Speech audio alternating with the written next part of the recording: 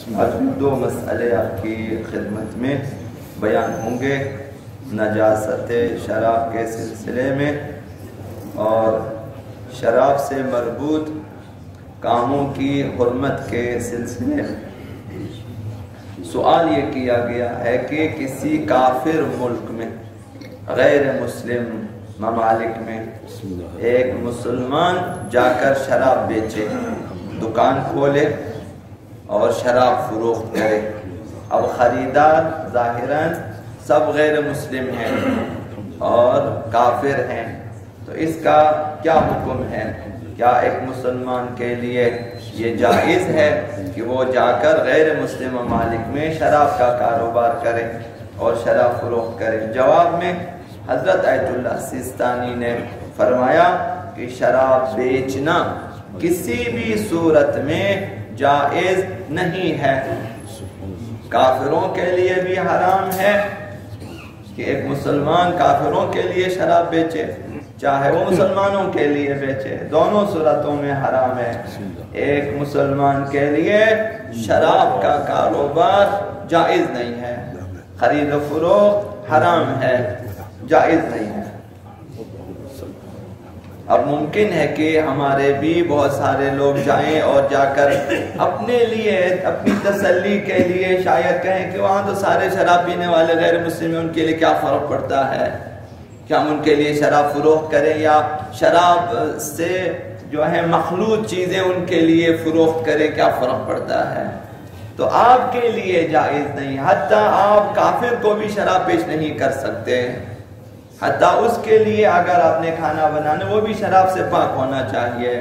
آپ اس کے لیے اگر تجارت کرتے ہیں تب بھی آپ شراب کی تجارت نہیں کر سکتے۔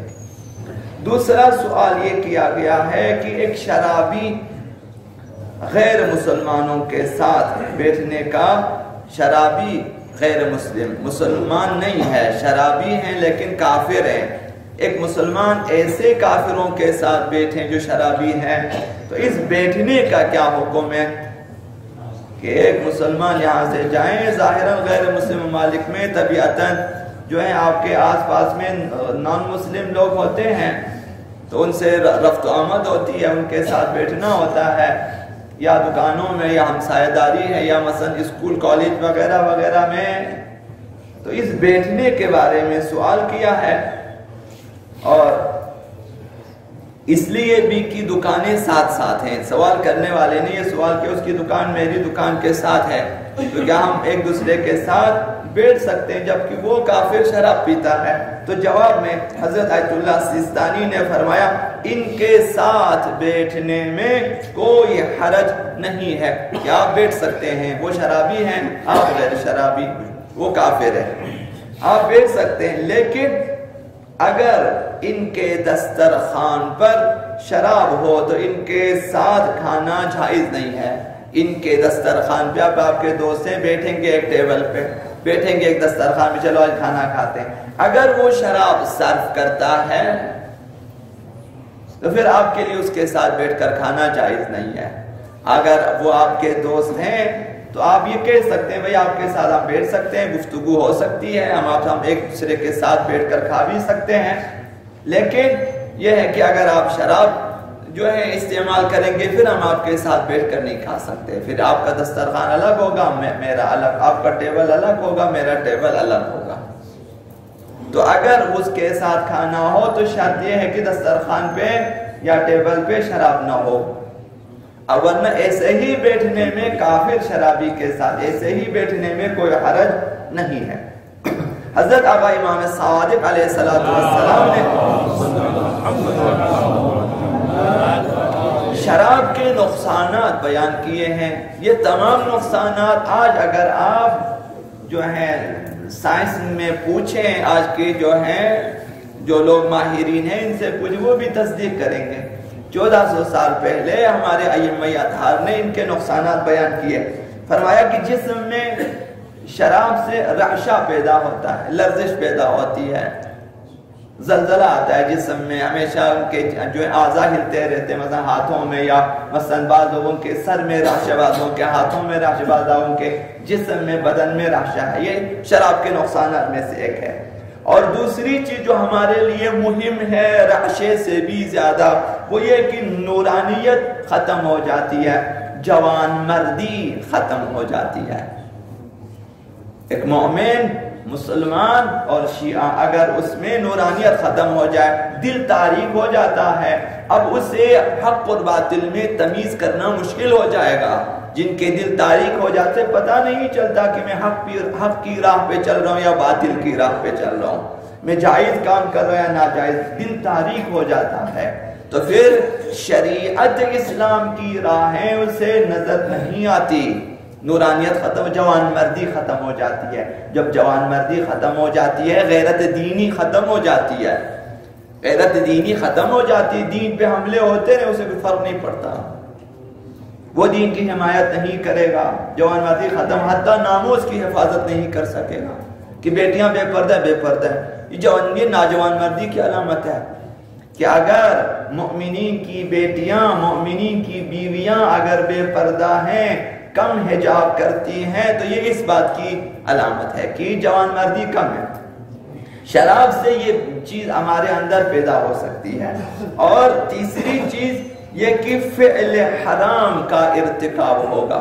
ایک شخص اگر شراب کا عادی ہو جائے تو وہ مسلسل فعل حرام، فعل گناہ انجام دیتا رہے گا، اور خون ریزی کا خطرہ ہے۔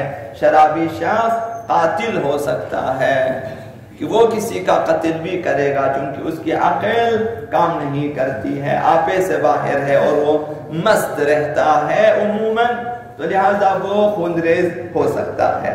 اور بری چیز یہ ہے کہ زنا کی طرف لے جائے گا۔ یہ جو شراب کی عادت ہے انسان کو زنا کی رغبت دلاتی ہے، جو کہ دنیا و آخرت میں انسان کو رسوا کرنے والی چیز ہے۔ حضرت آغا امیر المؤمنین علی بن ابی طالب علیہ السلام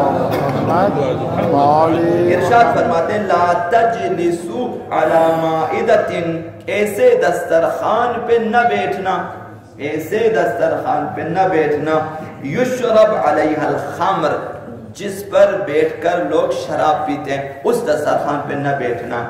مومنین کے لیے زیب نہیں دیتا ایسے ہوٹلوں میں جانا۔ اب وہاں نام رکھا جاتے ہیں 5 اسٹار ہے یا 5 اسٹار، دیکھیں کہ یہ اس 5 اسٹار میں کہ اگر شراب کا کام ہوتا ہے تو آپ مومن کے لیے زیب نہیں دیتا، کہ آپ ایسی گندی جگہ، وہ 5 اسٹار نہیں ہے، وہ آلودہ جگہ ہے، وہ گندی جگہ ہے، وہاں مومن کو نہیں بیٹھنا چاہیے۔ تو لہٰذا ایسے دسترخوان پہ نہ بیٹھیں، فرمایا جہاں پہ شراب پی جاتی ہو۔ فَإِنَّ الْعَبْدَ لَا يَدْرِي مَتَى يُؤْخَذْ، یہ خطرہ ہے کہ انسان کی موت کب آتی ہے یہ کسی کو نہیں معلوم، لہذا ایسے دسترخوان پہ نہ بیٹھے، ممکن ہے کہ وہی تمہاری جان نکل جائے۔ کتنی بری بات ہے کہ ایک مسلمان کی جان وہاں نکل جائے جہاں شراب پی جا رہی ہے، ایک شرابی کے ساتھ اس کی مثلاً جان وہیں پہ ختم ہو جائے، اٹھانے والے جا کے بھائی کہاں سے اٹھا کے لائے، وہاں سے جہاں پہ لوگ شراب پی رہے تھے، بے شک اس نے نہ پیا ہوگا، یہ خود ایک بری چیز ہے۔ تو آقا نے فرمایا کہ تمہاری موت کا بھروسہ نہیں ہے، لہذا شرابی کے ساتھ نہ بیٹھیں۔ اب ممکن ہے کہ وہاں انسان اس کی وجہ سے اور اس وجہ سے کہ یہ شرابی کے ساتھ اس کے نزدیک اس دسترخوان پہ بیٹھا، ممکن ہے کہ عذاب میں گرفتار ہو جائے، توبے کی فرصت نہ ملے، چونکہ یہ بھی توبہ کرنا چاہیے، شرابی کے ساتھ بیٹھنے کا بھی توبہ ہونا چاہیے، اس کے لیے بھی توبہ کریں۔ تو ممکن ہے کہ انسان کو توبے کی فرصت نہ ملے اور انسان کی جان نکل جائے، اس لیے آقا نے فرمایا کہ ایسے دسترخوان پہ کبھی نہ بیٹھیں۔